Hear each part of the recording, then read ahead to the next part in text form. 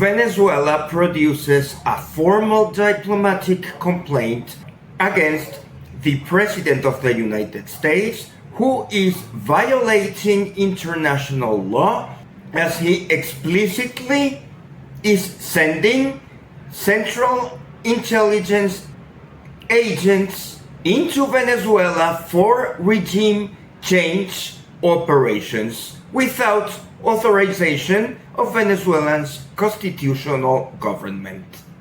United Nations Security Council will be notified of this newest aggression.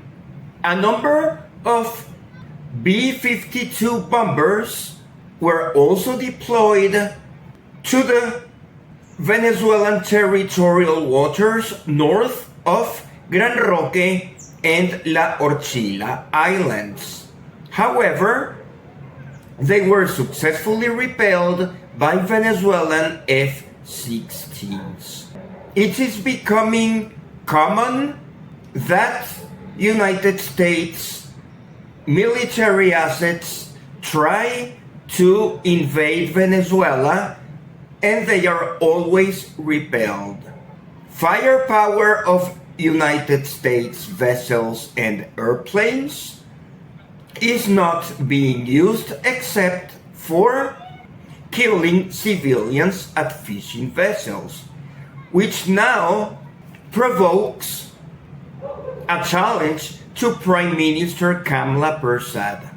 Kamla Persad had been given a few weeks of opportunity so that she could explain to the international community how she would yield her military expectations with her gas production expectations. Unfortunately, the opportunity that was provided to her has expired. Prime Minister Kamla is required to explain to the Trinidad and Tobago domestic community and the international community if she approves of Trinidad and Tobago nationals being shot down by United States military forces in the Caribbean. Two such Trinidad and Tobago nationals accompany to heaven as martyrs to previous Venezuelan and Colombian fishing victims. Drug cartels should be made as sovereign treaties between states, as it is being successfully deployed between Venezuela and Colombia, and should be attempted with Trinidad and Tobago and Guyana. Dragon gas deal with Trinidad and Tobago is absolutely out of the question, as Venezuelan authorities, including Vice President Delcy Rodriguez, deplores Prime Minister Kamla Persad's usage of Trinidad and Tobago as a basis for United States military invasion. We must remember that Dragon gas field lies in Venezuelan territorial waters northwest of Trinidad and Tobago and south of Grenada. Dragon gas field lies between Trinidad and Tobago and Grenada. Strategically, that means that if the Prime Minister of Grenada decides to provide radar capabilities at the international airport of Grenada, in coordination with troops already existing in Trinidad and Tobago, it would be a matter of a few weeks or months until they effectively occupy Dragon gas field territorial waters of Venezuela, in continuation to what the British did in the 19th century when they depleted Essequibo territory from Venezuela.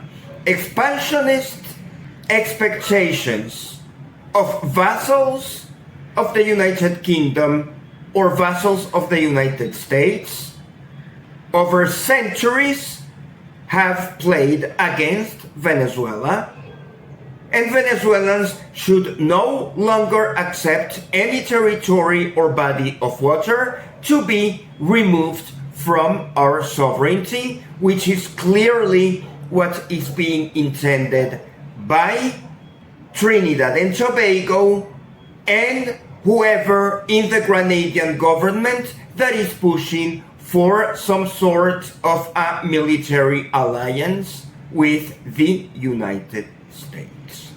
However, Prime Minister of Antigua and Barbuda is the leader and hero of the Caribbean Sea, as he has conclusively told Southern Command Admiral that the territory of the islands of Antigua and Barbuda is not available for United States military aggression against Venezuela. Southern Command Admiral also visited Grenada, and he has proposed various confidential requests which are so severe that it has taken several days, and even with massive street protests in Grenada, Prime Minister of Grenada has not made a decision whether to approve or deny such United States requests. Upon return to the United States, however, Pete Hegseth, Secretary of Defense, has requested Admiral of the Southern Command to step away. Therefore, after decades of service, one day after shooting civilian boats with Colombian, Venezuelan, or Trinidad and Tobago citizens, the head of the Southern Command, in writing, has expressed his resignation, and he will leave the United States Navy in December. Pete Hegseth, of course, as a good journalistic commentator, wrote a lyrical and poetic commendment of the services of the United States Southern Command Admiral. Change of leadership is seen as chaotic, and social media observers already suggest that Admiral of the Southern Command prefers to step away right now before more crimes on humanity are imposed to him. President Donald Trump is already announcing Central Intelligence Agency covert operations inside Venezuela, many of which would prelude a direct United States military intervention led by the Southern Command, whose admiral is stepping back, although he still has 60 days left in office to finish up current jobs. Lack of leadership in the United States is appalling, while leadership of Venezuela continues being good.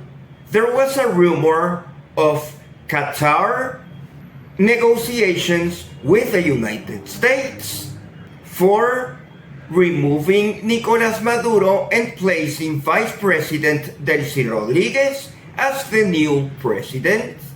But Vice President Delcy Rodriguez has already published that she remains leading the Venezuelan petroleum industry, as she has been seen in Russia Energy Summit, where Vladimir Putin also spoke, concentrating on the percentage of sanctioned petroleum within the world markets.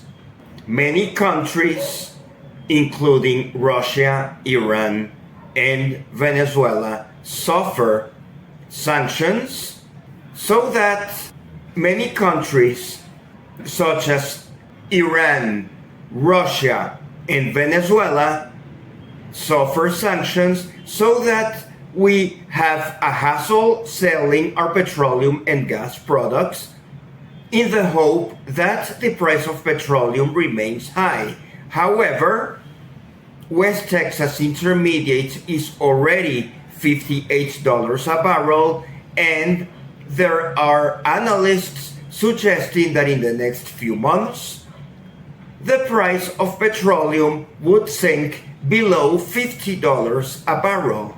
If sanctions to Iran, Venezuela, and Russia were lifted, the price of oil would sink even further. OPEC countries are better suited for low prices of petroleum than non-OPEC countries. Therefore, it is in our interest to continue oversupplying the market, while China continues stockpiling crude, and at one point, huge demand from China will also decrease once they get to a point where their reserves are replenished. United States is also in the process of replenishing the strategic petroleum reserves, which would provide a floor to oil prices. None of these reasons are stopping Venezuela's determination to win the war United States is too afraid to call by its real name. We have been more than 2 months into this harassment. Trinidad and Tobago is added to the list of countries suffering casualties as United States military is killing civilian citizens from various countries, while the Summit of the Americas, convoked by the Organization of American States, excluding Cuba, Venezuela, and Nicaragua, will also be known by the absence of the presidents of Mexico and Colombia. Organization of American States has become an irrelevant organization, stressing colonial relationships between vassal states and the United States, while real Latin American and Caribbean relationships are concentrated in ALBA, CARICOM, and SOLAC. The non-aligned movement met in Kampala, Uganda, and the Venezuelan foreign minister had the opportunity to speak to foreign ministers of various countries, including Tunisia, Iran, Uganda, South Africa, and the rest of the global South. Qatar is expected to announce at their discretion what would be the mediation process they would allow between United States and Venezuela, as it is true that they have sent many proposals to the United States, but Donald Trump and Marco Rubio are determined to pursue war against Venezuela. Therefore, United States is a rogue, aggressive country not interested in dialogue, while Qatar is a country that enjoys dialogue and enjoys building bridges between enemies, suggesting that foreign policy of Qatar is more closely aligned to foreign policy of Venezuela rather than foreign policy of the United States. It will be interesting to continue observing the shift of Qatar's foreign policy as they still rely on United States military assistance while increasingly warming up to countries previously seen as rogue, such as Iran or Venezuela. The new government of Syria is another interesting case of Russia maintaining its previous sphere of influence. Everybody thought that once Assad was ousted out of power, the new government of Syria would fall prey to United States, Turkey, and Israel, none of which has happened, and the new president of Syria is in Moscow, reaffirming the usefulness of Russian military bases on the Mediterranean Syrian shores. Relations between new government of Syria and Russia will continue being strategic for the Middle East, suggesting that relations between states are more important than temporary heads of government that could be anywhere. That should be a message for fascists and Nazis seeking a regime change in Venezuela. Perhaps they could oust particular government officials. Perhaps they could be able to convince United States military to sacrifice their soldiers during regime change operations. But whoever arrives into Miraflores Palace, if Nicolas Maduro were to be ousted, will probably continue foreign policy already known in the previous or current foreign affairs, as Venezuela keeps military alliances with China, Iran, Russia, North Korea, Cuba, and Belarus. It remains to be seen what the final decision on the Prime Minister of Grenada will be regarding potential United States bases in Grenada's territory, and it will be interesting to assess Prime Minister of Trinidad and Tobago, Kamla Persaud's opinion on the killing of Trinidad and Tobago citizens by United States military in waters near the Dragon gas field, which she particularly seems so anxious to exploit without Venezuelan participation. Venezuelan officials have been at hard work preparing the western and eastern fronts of the military and militias. The eastern front contains the Nueva Esparta state, where the Margarita Island is located, Sucre state, where Macuro and Guiria, close to Trinidad, is located, and Delta Amacuro, near southern Trinidad and bordering Essequibo. The southeastern front also includes deployment of Venezuelan military units throughout Bolivar state, which borders Essequibo and Brazil. The western front is based on the states of Amazonas in southern Venezuela, Apure at the Great Plains region, bordering Colombia, Táchira and Zulia in western Venezuela. All borders of Venezuela are being covered by our armed forces. We shall remain very cautious on Dragon gas field. Dragon gas field looks a hotspot for Grenada, Venezuela, Trinidad and Tobago, and the United States. Its sovereignty is Venezuelan and shall remain Venezuelan. Exploitation of the gas resource has not been mentioned as a priority of PDVSA.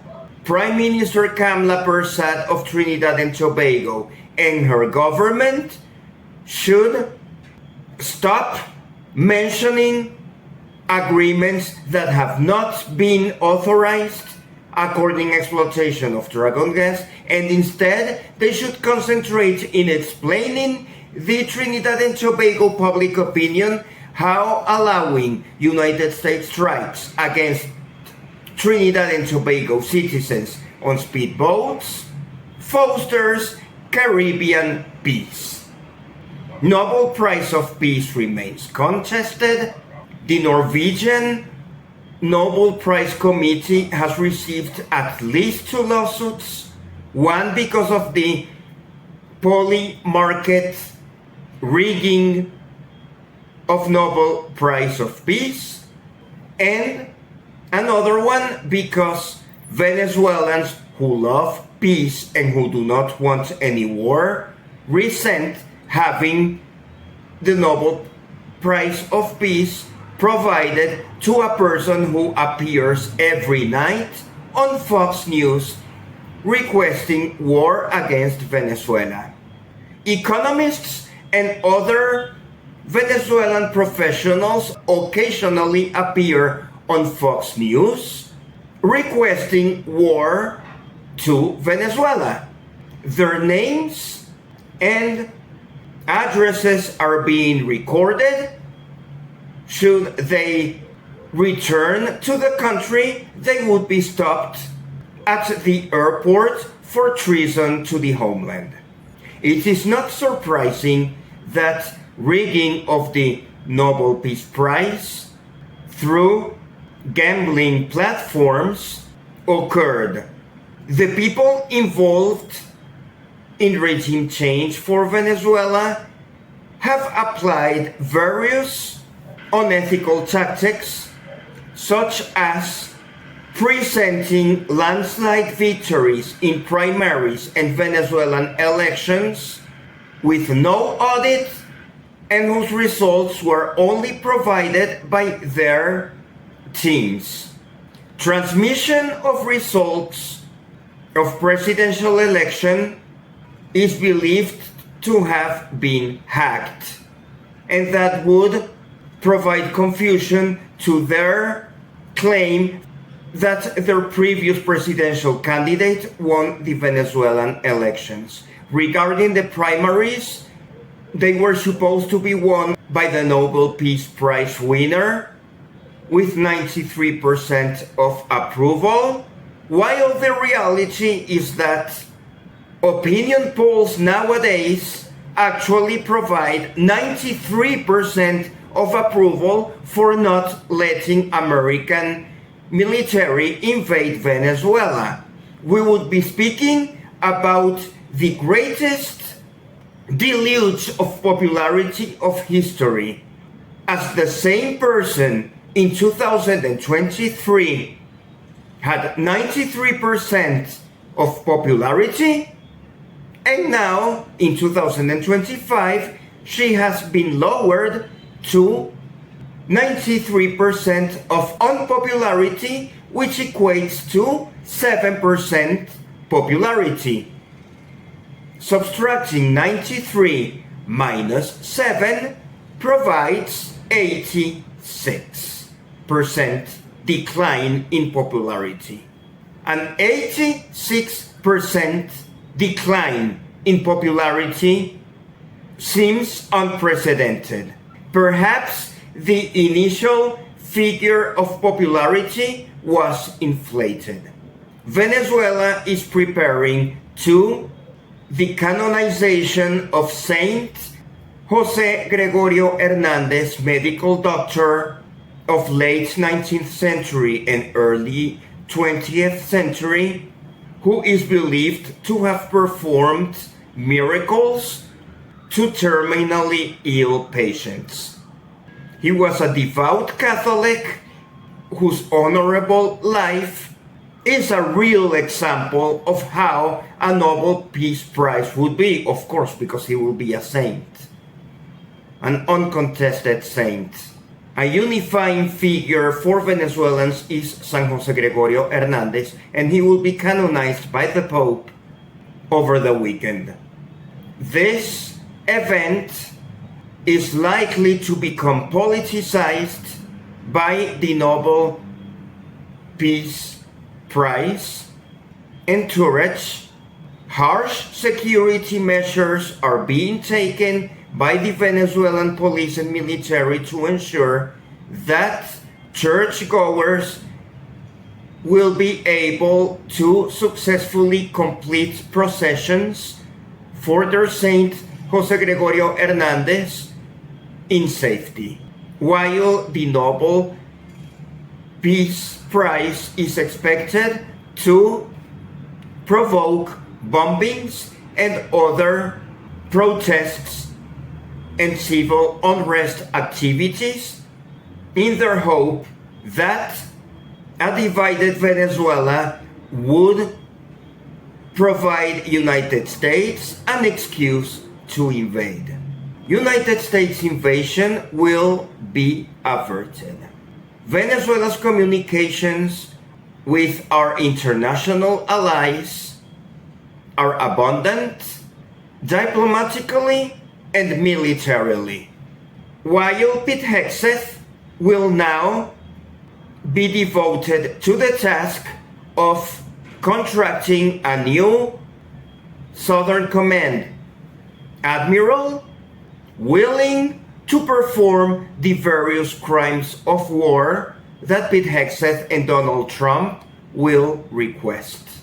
A Nobel Peace Prize of Donald Trump during following years seems unlikely, as we are already seeing failure of Palestine-Hamas-Israel talks, while there was a regime change in Madagascar, not provided by the United States military, but as an internal process within Madagascar.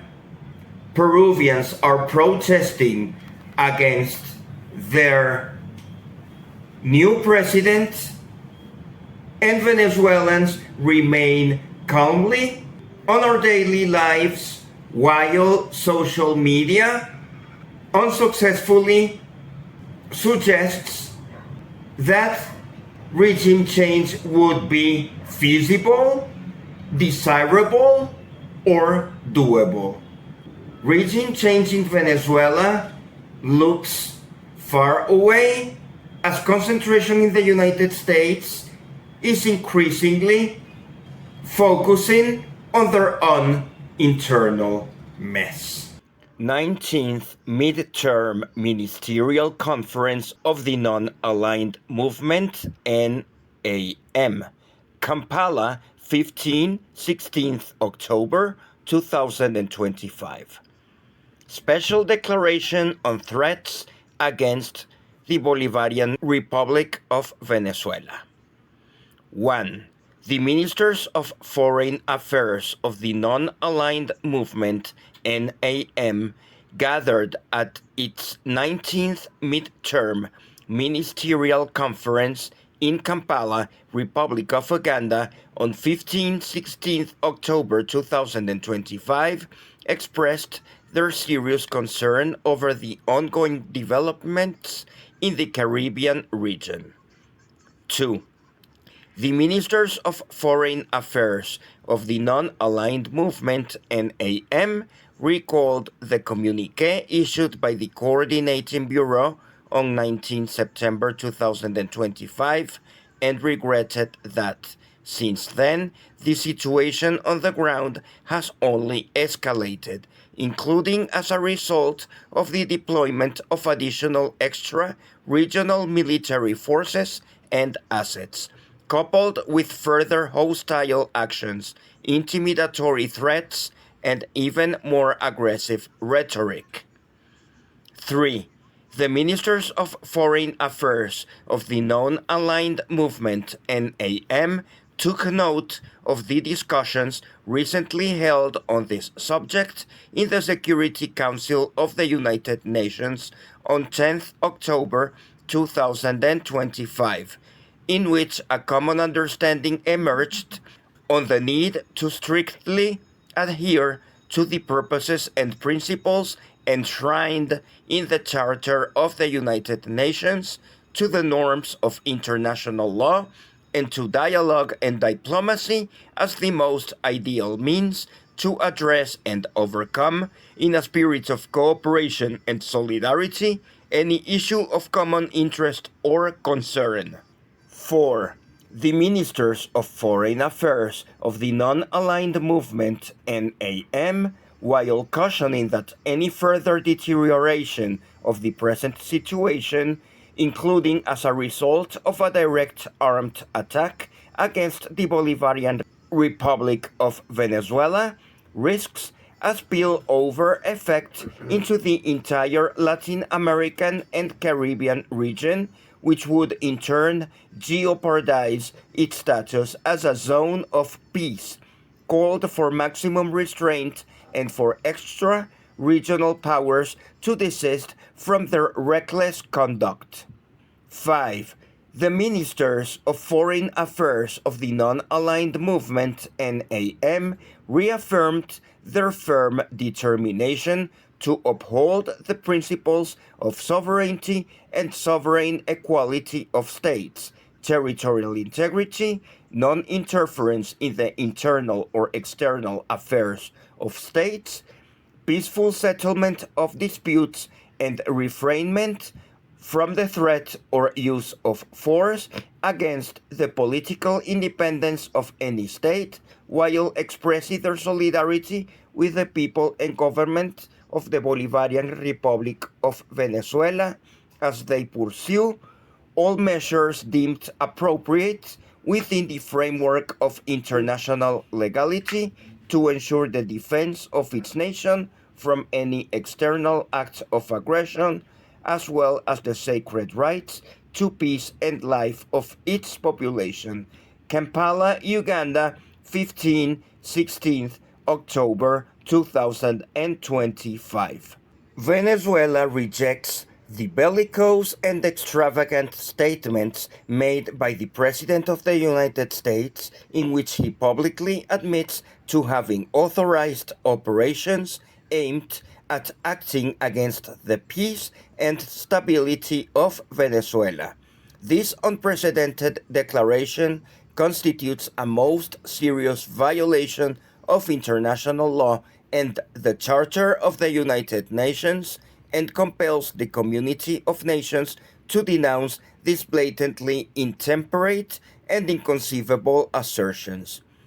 We observe with extreme concern the use of the CIA, as well as the announced military deployments in the Caribbean, which amount to a policy of aggression, threat, and harassment against Venezuela. It is evident that such maneuvers seek to legitimize a regime change operation with the ultimate goal of seizing Venezuela's oil resources. Likewise, the statements made by the United States President aim to stigmatize Venezuelan and Latin American migration, fueling xenophobic and dangerous narratives. At the extraordinary meeting of CELAC foreign ministers convened by Colombia's pro tempore presidency, Venezuela formally presented this complaint and demanded an immediate regional response. Tomorrow, our permanent mission to the United Nations will submit this denunciation to the Security Council and the Secretary General, demanding that the United States government be held accountable and that urgent measures be adopted to prevent a military escalation in the Caribbean, a zone declared as one of peace by CELAC in 2014. The international community must understand that impunity in the face of such actions will have dangerous political consequences that must be stopped immediately. Caracas, October 15th, 2025.